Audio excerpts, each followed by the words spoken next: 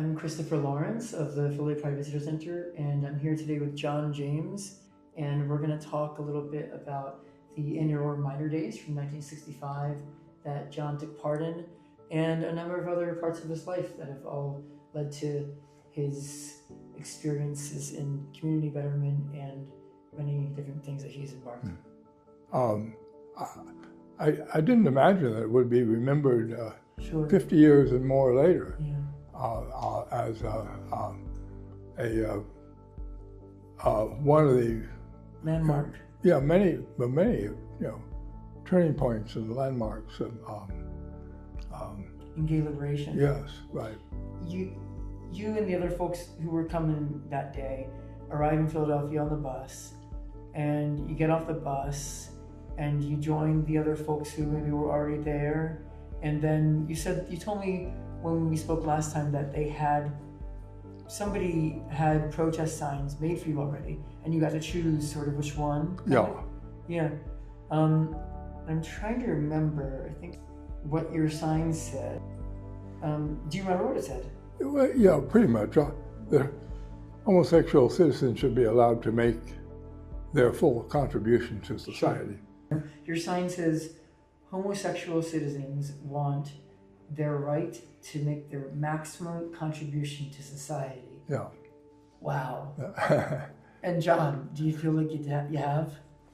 Well, I think so. Here's a question I have. Famously, people note that we can see in the photos that you and the other participants of the annual Reminder Days were dressed, sort of in business professional. Oh, yes. Was that something that do you think you and maybe others assumed would be the best representation of a movement, or is it kind of something that that was discussed ahead of time? Frank Kameny, he's the head of the I've heard that name. Washington Matching Society. I mentioned him earlier. That wasn't my style, but it was, he was organizer of the Washington contingent at least, and so I went along with it. Was it hot that day on the 4th of July? Yes, it was quite hot. Yeah, we took a break at one point, and there was an ice cream truck, and one of the thoughts of what's going to be the public reaction to this, and there was almost none, which I can say something about later. But the only public reaction was when we were buying the popsicles and ice cream sandwiches. And was saying sort of to himself that there were some things I'd never imagined I'd be doing. There were some things that he never imagined he would be doing, meaning selling ice cream to homosexuals. Oh, wow. Yeah, right. One of the questions, one of the concerns was I was concerned there might be violence, but there wasn't anything like that.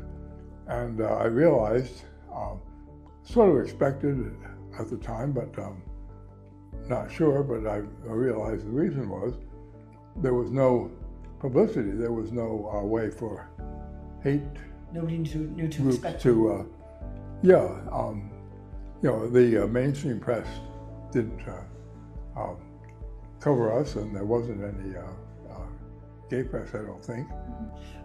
On that day, back in 1965, was there an element of being across the street from Independence Hall that felt like monumental? Frank Kameny and Barbara Giddings and the others who planned it probably were, and they were correct. That was something that's a widespread theme in the public. When was the last time that you were over by Independence Hall? You mean recently? Yeah, or however recently you recall. One thing I recall particularly, my brother came up for a visit, and we went down there to look at it. At the scene, it looks quite different because of one of the trees is now grown very much. And such a sign of time passing, you know. yeah, you can't see the same scene, but we looked at the curb and the same the curbstone, and it was clearly the same curbstone. Wow. Yeah. What do you think your reaction would have been if someone told you on that day in 1965 that just not many blocks from where you were standing someday would be, you know, a visitor center where we met, you know, meant to welcome LGBTQ plus individuals and the community into Philadelphia and to celebrate, you know? Did you foresee the way that the movement has advanced since then? Did you feel it was promising? I did not foresee anything like what happened in terms of greater acceptance.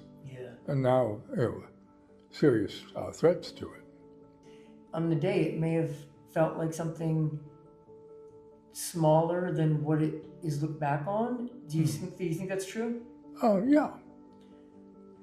Well, I think it means a lot more to the people who look back on it.